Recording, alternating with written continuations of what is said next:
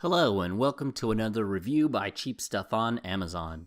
Today we will be reviewing a watch band by Simpeak. It is a 42mm stainless steel replacement strap for the Apple Watch. I don't know why they use the term iWatch in the ad, but it is an Apple Watch. You look at the front of the box and it tells you how to remove the clasp from the band, which I don't know why.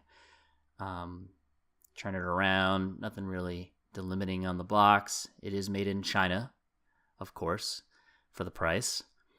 And if you look inside, the box reminds me of a candy heart or a chocolate thing for Valentine's Day. Pull the plastic cover off, and there are two loose pieces of paper on the inside. And what would you think they are? Well, the first piece is if you love this product, because it has a smiley face, if you love this product, please share on Instagram, Facebook, and then also on Amazon and multiple languages. And then on the back with a sad face. If you're not satisfied, here's an email address or contact us on Facebook. Pretty obvious, but they really want you to say good stuff about it. You open up the instructions and it shows you what that blue device is, and it's the press to pull the pins out for the band to do adjustments, which, by the way, was something that surprised me. I didn't realize it was going to come with tools like this tool. This removes the band from the adjustment, the part that connects to the Apple Watch, and here is the press. This is the part that I wasn't expecting. I didn't realize it came with a kind of a drill press to push the pins out of the links so that you can adjust the watch band easily. It's not solid or anything, but I mean, how many times are you going to use it?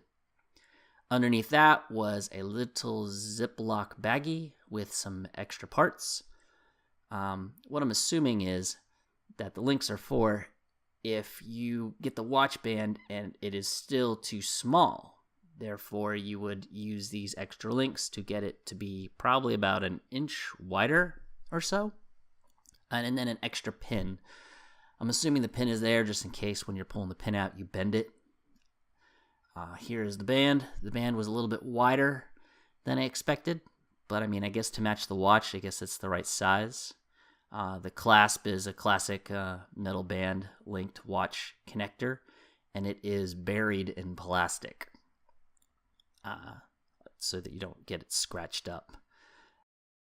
I assume that you would probably want to take it off when you start doing adjustments on the band. It's not easy to replace the band, but, you know, I have some nylon bands. And the nylon band is nice. I love it. But when you sweat, it absorbs it in there. And after a while, it's kind of smelly. I got a sport band, which is an imitation of the Nike band, which is nice. But it's black and it didn't really match the silver watch face that I have, or the Apple Watch face that I have, which is right here. Now, let's get some tests for a fitment on here. The first part, make sure I get it on the right way. When you slide it on, it slides on easily, just like all the other bands that I have. And then the back part, I had a little bit of difficulty sliding on. I think it's because I didn't open the clasp in the back and it didn't bend to get that alignment that I needed. I probably shouldn't have tried to force it and loosen the band, the clasp on the back, but I eventually got it. It slided, clicked right in, and now I have a professional looking Apple Watch. Tried to take the plastic off. I skipped that because that process probably took me about 3 minutes to remove all the plastic. I didn't want to share that with you. Looks nice. I was pretty impressed for the price of whatever I paid for this. It really was nice. When I went to first put it on, though, I guess I put it on backwards because I'm not used to it. And I had a little bit of a brain fart and couldn't figure out how to clasp it. After I put it back on again, I realized, oh, I've been pushing it backwards. Got it on nice, and it worked. Now it's a little bit loose, not a good idea for an Apple Watch since it has a heart rate monitor. See, a little slack there. I'm going to go ahead and show you how I removed some links and then reassembled the watch. Now here's the drill press, not the drill press, the pin press that it comes with. You'll notice there's arrows. Those arrows note the direction that you need to push the drill, the press to push the pins out. Line up the pin with the hole, which was a little bit difficult. It took me a little while. I'm going to skip it right here. I managed to line it up and get it in there. Push down on the band to keep it still. Twist the drill, and it beautifully pushed the pin out. Now, in the instructions it says use pliers to pull it out, but in this particular situation, it slid right out. That was very convenient because I didn't have any pliers handy. Now, the idea is to shorten it, so what we'll do is line it up again so I can push the pin out so I can remove these extra 2 links. Now I didn't notice I had it on backwards, so I had to flip it over, find the arrows, line it back up, and punch the pin out. Now, of course, pull the pin out, remove the extra links, realign it with the rest of the band. Now on the press, there's a little slot where you can put in there to help you keep it lined up and hold it together. Did an okay job. Went ahead and put the pin. Now, the pin has a head. You want the sharper side, not the head side, to push in. Now, when you push it in, it won't go all the way in unless you have a hammer. But fortunately for us, we have this press, and we will use it to punch that pin back in. Now, it takes a little bit to get it lined up, but I managed to get it, and I pushed the pin back in beautifully. That helped out a lot. It shortened the band. Now all I have to do is kind of give it a little bit of a test run.